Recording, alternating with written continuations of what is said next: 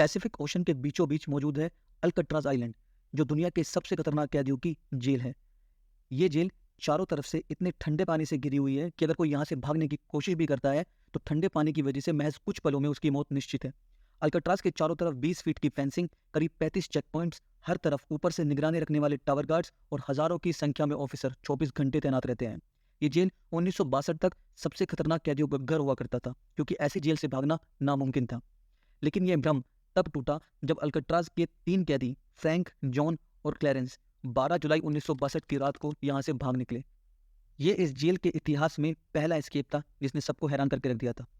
लेकिन इतनी खतरनाक जेल से निकलना कोई आसान बात नहीं थी, इसीलिए इस एस्केप की प्लानिंग 12 जुलाई 1962 से करीब 2 साल पहले शुरू हुई थी, जब ये तीनों एक दूसरे को नहीं जानते थे और पहली बार मिले थे।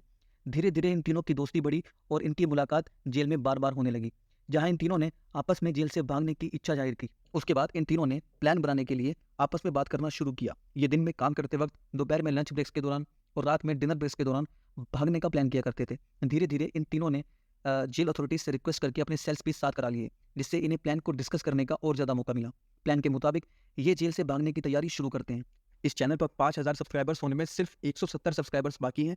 जो भी हमारा 5000वां सब्सक्राइबर होगा उसको 500 रुपीज़ का अमेजॉन गिफ्ट वाउचर मिलेगा, तो प्लीज़ सब्सक्राइब फास्ट। इस प्लान को बनाने के लिए सबसे ज़रूरी था जेल का मैप।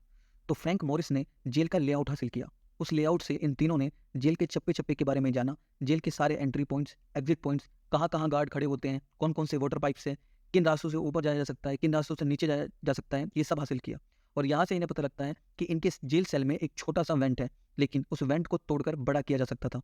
उसके बाद सबसे ज़रूरी था टूल्स इकट्ठा करना और इस वेंट को इतना बड़ा बनाना कि इसमें से एक इंसान आराम से निकल जाए।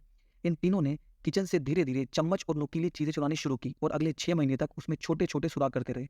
जब इससे काम नहीं चला तो आखिर में इन्होंने एक खराब वैक्यूम क्लीनर की मदद से एक ड्रिल मशीन बना ली और इससे इनका काम और भी आसान हो गया।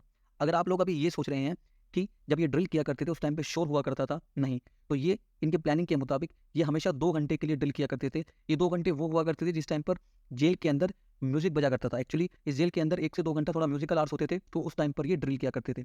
ड्रिल मशीन की मदद से अब वेंट पूरी तरीके से खुल चुका था। वेंट के पीछे से एक रास्ता था जिसकी मदद से ऊपर जाना मुमकिन था। 12 जुलाई की रात को प्लान के मुताबिक तीनों कैदी अपने सेल की वेंट से निकलने में कामयाब हो जाते हैं। उसके बाद वो पीछे के रास्ते की मदद से ऊपर पहुंच जाते हैं, जहां से वो वाटर पाइप्स को पकड़कर नीचे उतर जाते हैं और फिर जेल की 20 फीट ऊंची फेंसिंग को चढ़कर वहां से भाग निकलते हैं। अब यहाँ से सबसे बड़ी चुनौती थी मेनलैंड तक पहुंचना, क्योंकि जेल चारों तरफ से पानी से घिरी हुई थी और मेनलैंड यहाँ से करीब 2 किलोमीटर दूर थी। लेकिन तीनों प्रिजनर्स की पूरी तैयारी थी। इन्होंने रेनकोट चुराकर एक राफ्ट तैयार की हुई थी जो कि इन्फ्लेटेबल थी, यानी इसमें हवा भर के इसको फुलाया जा सकता था। इनको समय ज़्यादा मिल सके इस वजह से इन्होंने अपने अपने डमी हेड बनाए हुए थे, जो साबुन, बाल और डस्ट की मदद से बने थे।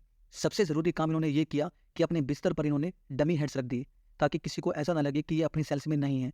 सब कुछ इनके प्लान के मुताबिक होता है। रात के 10 घंटे बीत जाते हैं। उसके बाद जेल अथॉरिटीज़ को पता चलता है कि 3 कैदी भाग निकले हैं और इन तीनों के लिए इतना समय पानी को पार करके मेनलैंड पर पहुंचने के लिए काफ़ी था। अगली सुबह शुरू होता है अल्कट्राज अथॉरिटीज़ और FBI का सबसे बड़ा सर्च ऑपरेशन।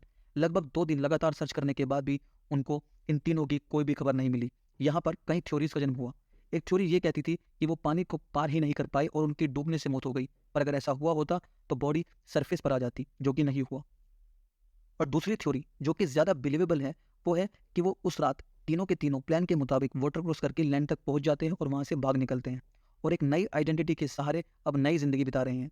ये प्लान इतना सक्सेसफुल हुआ कि इसके ऊपर काफ़ी डॉक्यूमेंट्रीज बनाई गई और काफ़ी बुक्स लिखी गई। आप लोगों को इन दोनों थ्योरीज में से कौन सी थ्योरी ज़्यादा सही लगती है, प्लीज़ कमेंट बॉक्स में अपनी राय ज़रूर देना। इस वीडियो को देखने के लिए बहुत बहुत धन्यवाद। अगर आपको ये वीडियो अच्छी लगी तो प्लीज़ चैनल को सब्सक्राइब कर लेना और वीडियो पर लाइक बटन प्रेस कर देना। धन्यवाद।